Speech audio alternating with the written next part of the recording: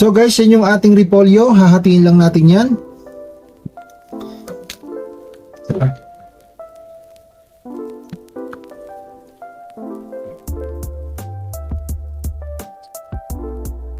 Yan, then i-slice natin yan.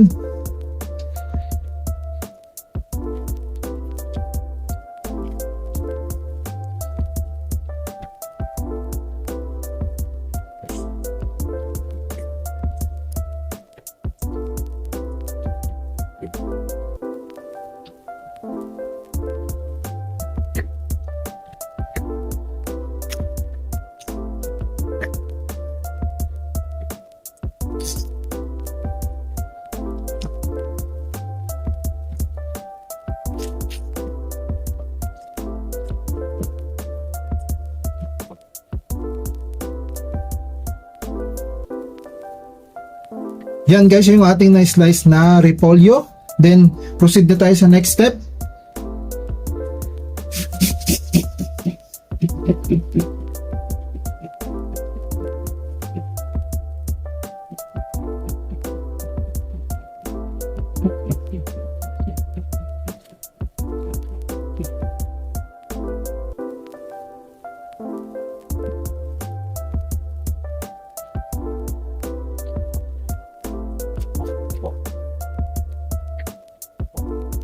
Guys, ito na yung ating na-slice na repolyo. So, umpisahan na natin.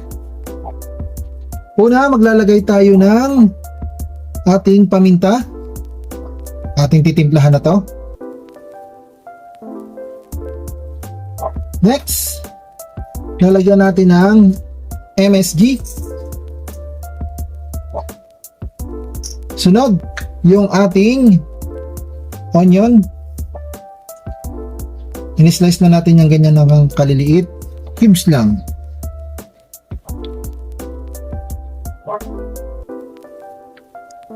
Sunod, yung ating 2.5 teaspoon ng harina.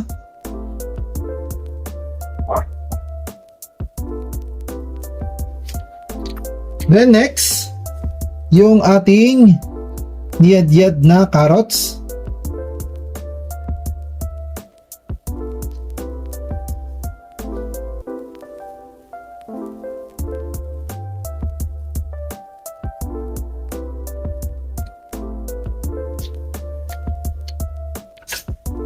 Sunod, lalagyan natin ng salt.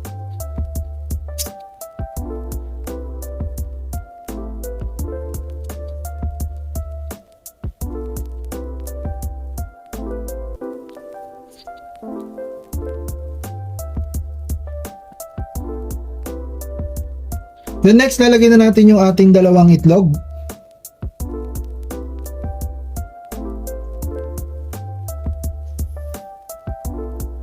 Yan, ang ating recipe for today. Ang ating repolyo, fried repolyo. So next, gagawin natin dyan, imimix lang natin yan guys.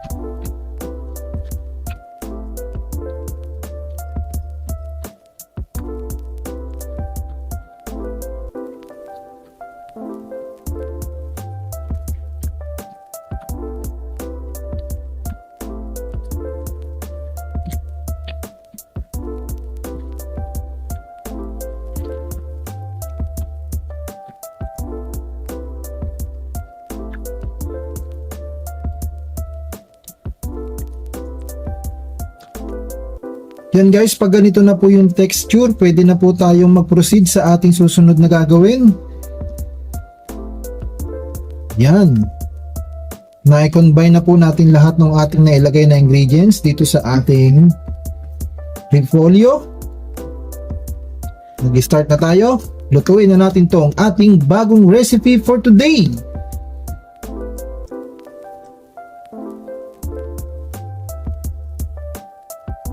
Yan, maglagay tayo ng ating cooking oil.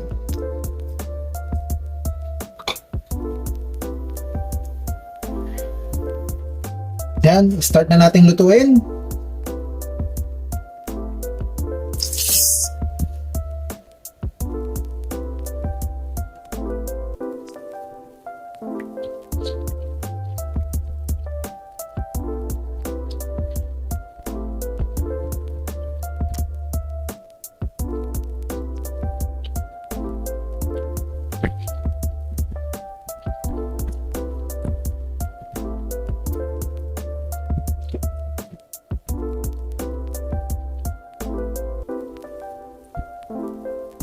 Then, baligtarin natin.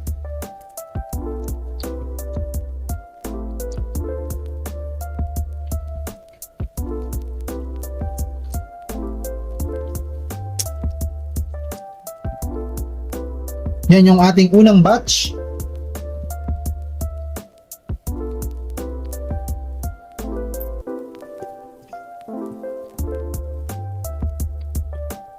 Set aside lang natin to, golden brown na.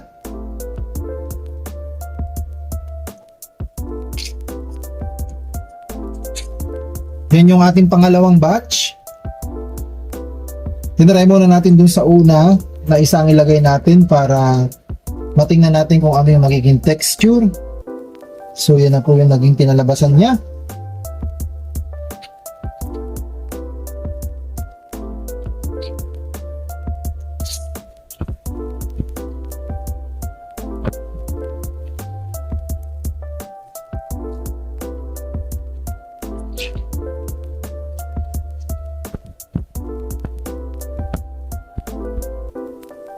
Yan guys, set aside ulit natin itong dalawa. Luto na to.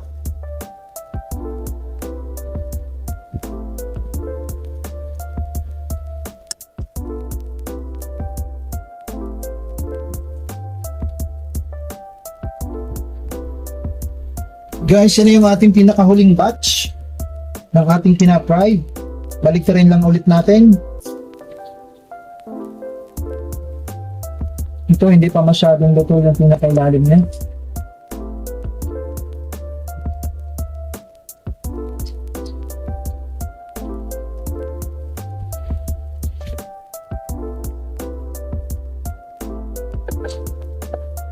Yan. Ready na rin to.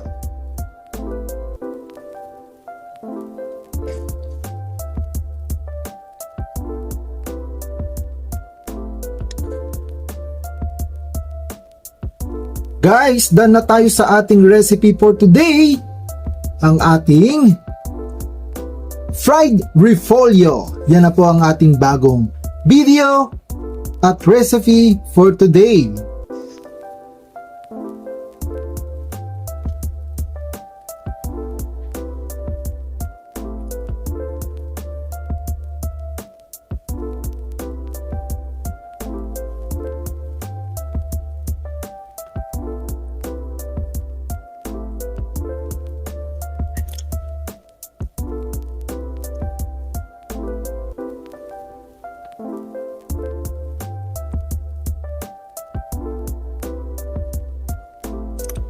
So yan guys, titikman natin yung ating naluto. Slice lang natin. Ito po yung ating bagong recipe for today. Tikiman time na.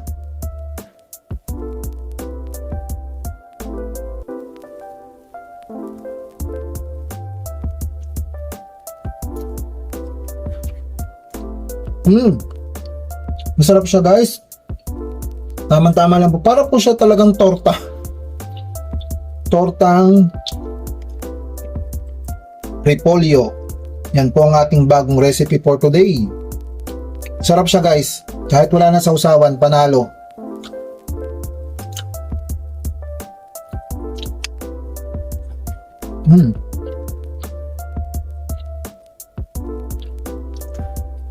Kanin na lang kulang.